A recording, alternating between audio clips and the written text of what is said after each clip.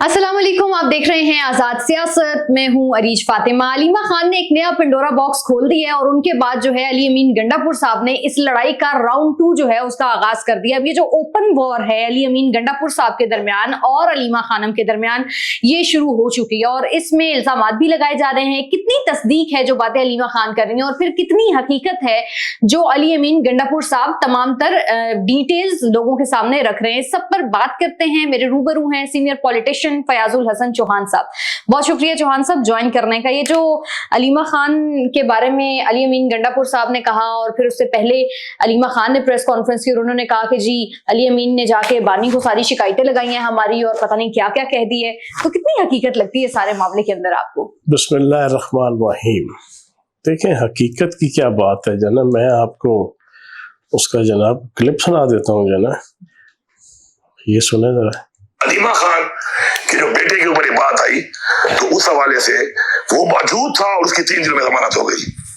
तो मैंने उनको बड़ा क्लियरली बताया कि चूंकि इदारे इसमें काम कर रहे हैं हमें कमजोर करने का, और कोई जानबूझकर या किसी मकसद के तहत अगर उनकी राब्ते में रहकर कोई ऐसा काम कर रहा है तो आपकी कौत को नुकसान दे रहा है, आपकी रिहाई, आपकी हकीकी आजादी की तरीक को नुकसान दे रहा है। और मैंने उनको बताया कि मेरी मालूमात के मुताबिक MI जो है वो फैसिलिटेट कर रही है अलीमा खान को इस सारी कार्रवाई में, और मैंने खान साहब को इसलिए बताया कि मैं फर्ज समझता हूँ अपना कि मैं उनको आगाह करूँ उस चीज से जो हो रहा है, हमें जो कमजोर। अब बताओ पीछे क्या रह गए? नहीं, मैं तो आपका पॉइंट ऑफ व्यू जानना चाह रही हूँ ना इस सारी पॉइंट ऑफ व्यू का मसला ये है कि मैं और मुझ समेत बहुत से तजिया निगार पिछले कई माह से, जब से हुकूमत इनकी बनी है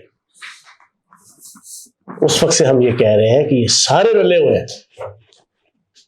वो बड़ा गंदा सा मुहावरा है, मुझे उससे बड़ी चिढ़ है, लेकिन वो उर्दू का मुहावरा है, कुत्ती चोराना रली हुई है, ठीक है ना।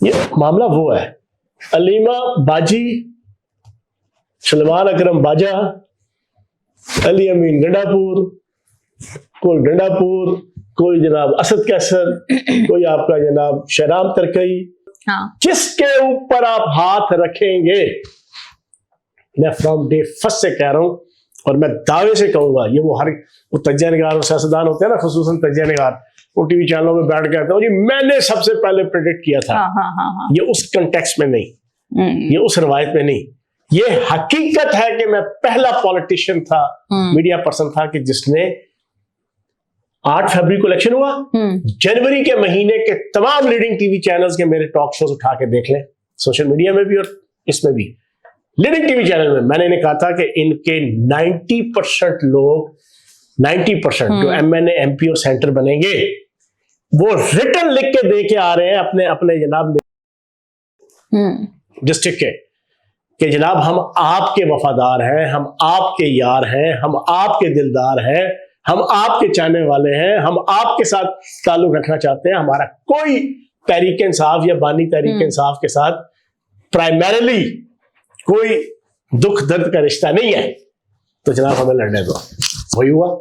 और फिर मैंने कहा कि ये जो लिख के दे के आए हैं ये भी लिख के दे के आए हैं कि जब आप कहेंगे फॉरवर्ड ब्लॉक बनाना है या पार्टी छोड़नी है, सजी हम आपके साथ हैं। अच्छा, अब हुआ ये कि पहला जो इनका 6 महीने साल था ना,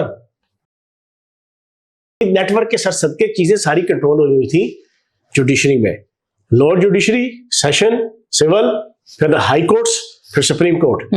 इनको जो रिलीफ मिलने शुरू हुए और उसकी वजह से इनको जनाब एक मजबूत स्टैंड मिला, ये लोग घबरा गए जो लिख के देकर आए थे। अच्छा, इन्होंने कहा नहीं और पार्टी ना, ठीक है ना जी। वो वहां उसके साथ उनकी नजरियातीपन जनाब जाग जाता था। लेकिन जब 26वीं तरमीम हो गई, वो डंक और वो जहर निकाल दिया गया, नकद कोका की तहरीक जो जुडिशरी के अंदर, मीडिया के अंदर, टीवी चैनलों के अंदर, टीवी चैनलों के मालकान के अंदर, टीवी चैनलों के CEOs के अंदर, फिर आपकी जनाब ब्यूरोक्रेसी के अंदर, फिर आपकी जनाब अदारों के अंदर, जब वो सारी की सारी कंट्रोल हो गई ना, अब ये सारे के सारे जो लिख के दे के आए हैं इन्होंने अपने आप को सबमिट और सबलिम किया हुआ है। अब आगे आ जाओ, अलीमा बाजी, यार वो अलीपुर गंडापुर झूठ बोल रहा है कि बच्चा उसका इधर मौजूद है, 3 दिन नहीं गुजारता रिहा हो जाता है जी। कई बार राजा क्यों नहीं हुई? वो क्या है, वो जो दो बहनें हैं जना, वो सनम और फलक जावेद। हाँ, वो गाली के हवाले से जिन्होंने PhD की हुई है जना, गाली निकालने के हवाले से, वो क्यों नहीं रिहा हुई? जो दूसरी वाली जो पहले रही थी सनम, ठीक है, आपकी यास्मीन राशिद क्यों नहीं रिहा हुई? आपके बाकी क्यों नहीं रिहा हो रहे? ये वखरा सी। हालांकि हकीकत ये है कि ये पाकिस्तान वाली से लेके ये क्या वो एनकेडो रीबॉल से लेके और इस तरह की थर्ड क्लास गलीज तरीन एक्स काउंट जिसपे डायरेक्ट नंगी गंदी गाली है मजहब को भी, इस्लाम को भी, पाकिस्तान को भी, फौज को भी, अदारे को भी, आर्मी चीफ को भी, आपके चीफ जस्टिस को भी, PTI के मुखालफिन को भी, वो सारे के सारे इसके बच्चे चला रहे हैं अली खान के। बुरा हो गया। तो वो गंडापुर ने जाके मुलाकात की परसों सुबह जाके वो गया। उसने कहा जलसे वलसे के हवाले से पहले मैं चपेड़ा मारेगा, गालियां कटेगा, पहले मैं असल कहानी अंदर ही काट गए। हाँ। उसने जाके बताया, अब कहानी सुन लें इस मुलाकात की। गंडापुर भी बहुत बड़ा तथ्य है। कहता है 2.5 घंटे आज मैं आपके इस वीलॉग, इस पॉडकास्ट के जरिए से पूरी कौम के सामने इंकशाफ कर दूं। टोटल 12 मिनट की मुलाकात हुई है। अच्छा। मैं वजीर जेल खाना जाता रहा हूँ, मुझे अंदर से सारी रिपोर्ट आई हुई है। अच्छा, सही। कॉन्फ्रेंस रूम में लेके गए, ये बैठा हुआ था, बानी तहरीक इंसाफ आया जी अंदर।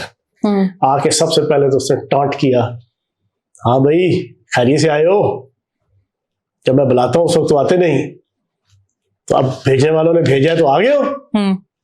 अभी सुनिएगा, सारे सुने। खैर चुप रहा। हाँ बताओ। उसने जनाब सारे के सारे 2-4 बातें की। फिर उसने पहले ये बताया कि सर बात इस तरह है कि प्लान बन रहा है कि आपको कोई रावलपिंडी कैंट के अंदर कासिम मार्केट के पास एक जगह है, वहां पर आपको उषा बीबी को शिफ्ट करने का। नहीं, मैं नहीं आऊंगा। वो तो मिलिट्री कस्टडी में मैं आ जाऊंगा, वो तो तकरीबन मिलिट्री कोर्ट्स के अंदर केस चलने के हम मुतरादिफ होगा, और वहां पर वैसे भी मिलिट्री कोर्ट्स के हवाले से जना वो एक्टिविटीज होती रही। नहीं, मैं नहीं आऊंगा।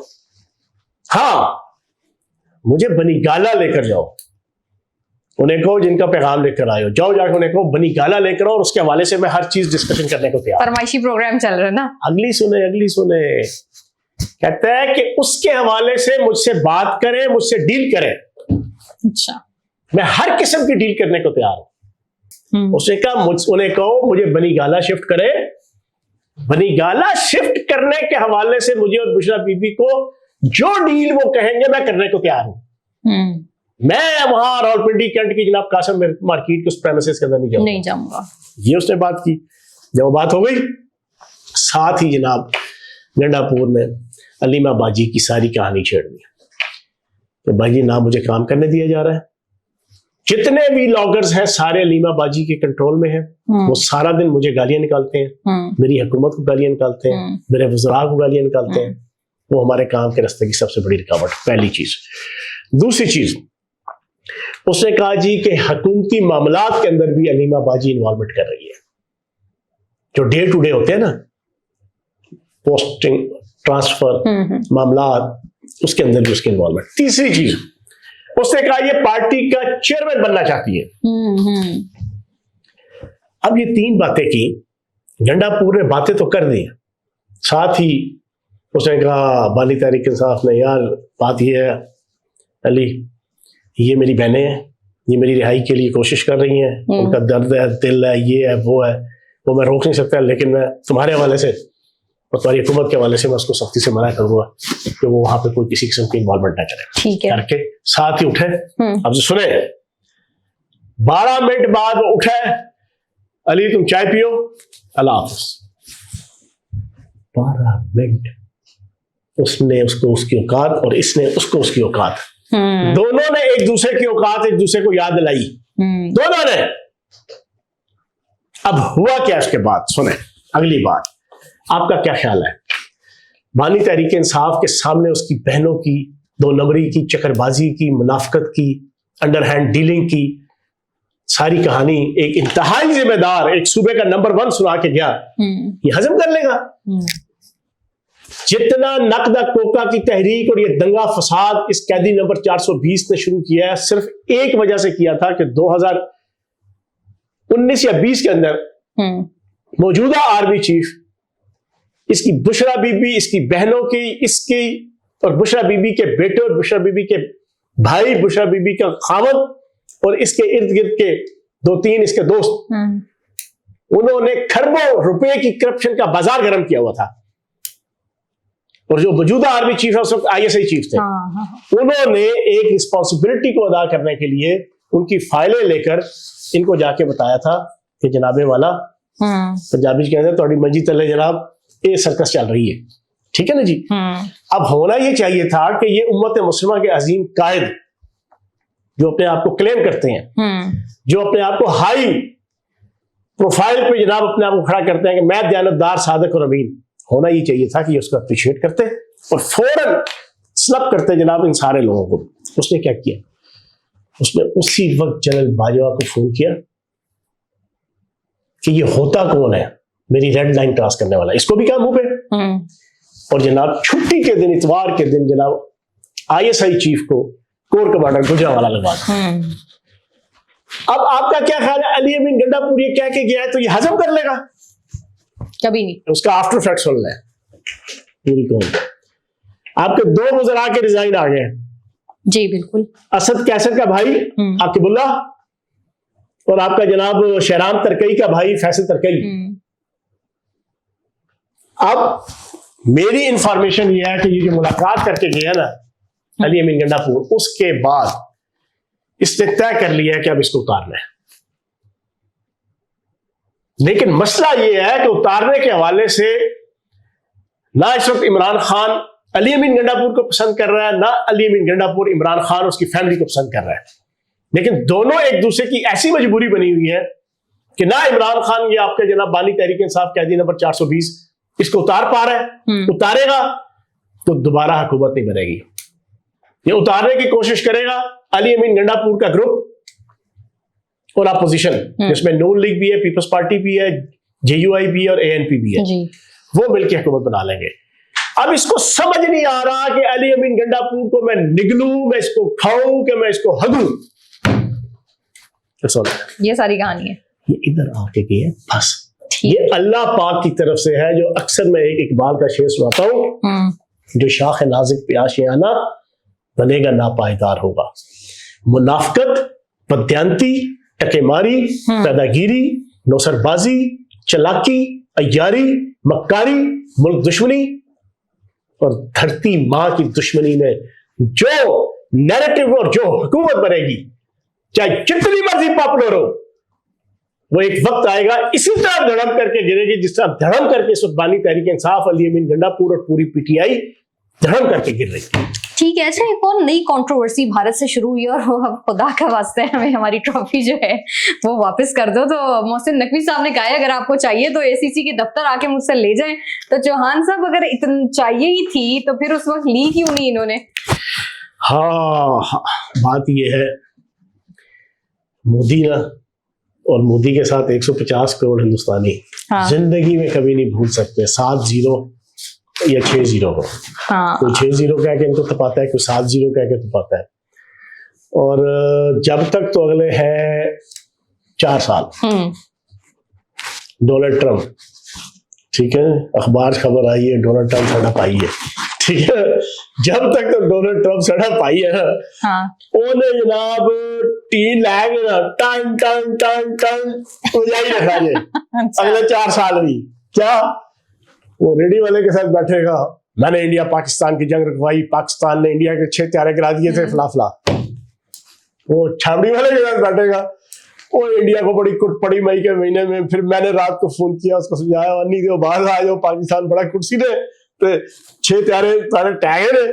तो हर तीसरे नहीं, दूसरे नहीं, हर रोज जो वो सुनते हैं। अब डोनाल्ड ट्रंप का कहना कोई छोटी बात तो नहीं होती, दुनिया का नंबर 1 मुल्क, सुपर पावर, उसका प्रेसिडेंट तो जब बात करता है तो वो फिर कई दिनों तक जनाब वो पूरी इंटरनेशनल मीडिया पे जनाब वो फैलती है, टन टन करती है। तो जब वो टन टन करती है तो वो मोदी का और 150 करोड़ हिंदुत्व के अलमबरदारों की भी जरा रात की नींदें उड़ती हैं। अब वो क्या करते हैं, वो फिर गम और गुस्सा उतारते हैं, कभी BLA की सूरत में, कभी कश्मीर मूवमेंट की सूरत में, कभी TTP की सूरत में, कभी पश्तून मूवमेंट की सूरत में, और अब ऐसे उल्लू के पट्टे और बेगैरत है, अब ये खेल में भी इन्होंने यही। तो खेल है यार, हम मानते हैं यार तुम हमसे आगे हो बॉलीवुड में, आज बड़ा खुल खुला के जना हम ये बातें करेंगे, सारी कौम सुनेगी, उनको एंजॉय करेगी।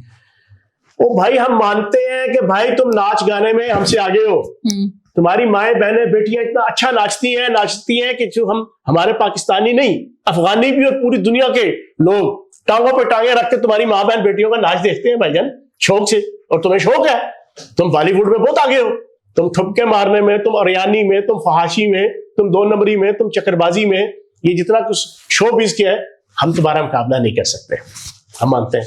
अच्छा जी, खेल आ गया, खेल में यार तुमने खेल लिया, अच्छा कभी हम जीते कभी तुम जीते, चलो यार आजकल तुम जीत रहे हो जना, खेल है भाई, जंग नहीं है। जंग कौमों की किस्मतों का फैसला करती है, बिल्कुल ऐसा ही है। खेल किस्मतों का फैसला नहीं करते।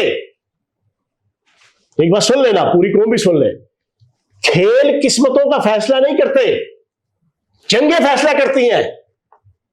जो कौम जंग हारती है वो सफा हिस्से से मिट जाती है, जो कौम जंग हारती है वो पूरी जिंदगी के लिए ओवर है होके, निगाहें झुका के उस खित्ते के अंदर, उस दुनिया के अंदर जनाब वो रहती है। अगर सरवाइव कर भी जाए तो भाई जंग के अंदर तुम्हें छितर और लितर पड़े हैं, तुम्हें टके टोकरे के नहीं थे, अब तुम उसका गुस्सा। अच्छा अब खेल था, तुम जीत गए, लेकिन तुम जीत के भी हार गए। पहली दफा तुम जीत के हारे, जो पहला मैच हम पोल मैच हारे, तुम जीत गए थे, तुम पूरी इज्जत एहतराम के साथ, पूरी डिग्निटी के साथ, पूरी जिसे कहते हैं ना कि वो अपनी खुददारी के साथ, ठीक है जी, और हाई मॉरल ग्राउंड के ऊपर आप शेक हैंड करते, शान के साथ जनाब आप ग्राउंड में रहते भी और ग्राउंड से जाते भी।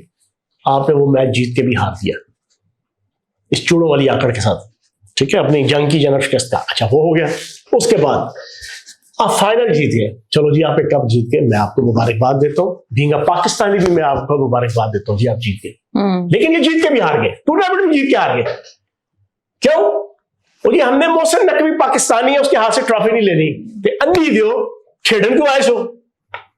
उनके बड़े बड़े स्कॉलर यही बात कर रहे हैं, उनके जो न्यूट्रल मीडिया पर्सन है ना, वो यही कह रहे हैं कि जब ट्रॉफी नहीं लेनी पाकिस्तानी के हाथ से, तो फिर पाकिस्तान के साथ खेला क्यों? बताओ ना, फिर पाकिस्तान के साथ खेले क्यों? तो अब मोहसिन नकवी साहब भी थोड़े से समझदार हो गए हैं, ठीक है ना, उन्होंने कहा अब बात कहते ही, अच्छा उधर आकड़ दिखा दी कि जी हमने नहीं लेना, और चलो एक क्राइसिस हुआ, सारी दुनिया ने देखा, अब मांगते फिर कि सन ट्रॉफी दो, तुम पुत्र लग दो, और ट्रॉफी लैनी है तो मेरे दफ्तर आओ, क्योंकि ये एशियन क्रिकेट काउंसिल के प्रेसिडेंट है।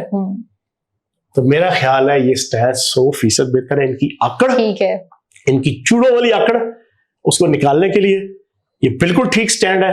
और मोहसिन नकवी को पूरी इंटरनेशनल क्रिकेट काउंसिल को भी अपने साथ इस मामले में रखना चाहिए, क्योंकि पूरी क्रिकेट काउंसिल की भी जनाब इंसल्ट हुई है, ये खेलों की भी इंसल्ट हुई है, ये स्पोर्ट्समैन स्पिरिट की भी इंसल्ट हुई है, ये एशियन काउंसिल की भी जनाब इंसल्ट हुई है। तो ये जो स्टैंड रखा हुआ है, इनका कप्तान आए, थूका चाटे, 100 लित्तर खाए और 100 छितर खाए और जनाब 100 प्याज खाए, आके अपनी ट्रॉफी ले जाए। ठीक है जी, बहुत शुक्रिया चौहान साहब, हमारे साथ मौजूद थे। आपसे मुलाकात नेक्स्ट पॉडकास्ट में होगी। अपना बहुत सारा ख्याल रखिए। अल्लाह हाफिज।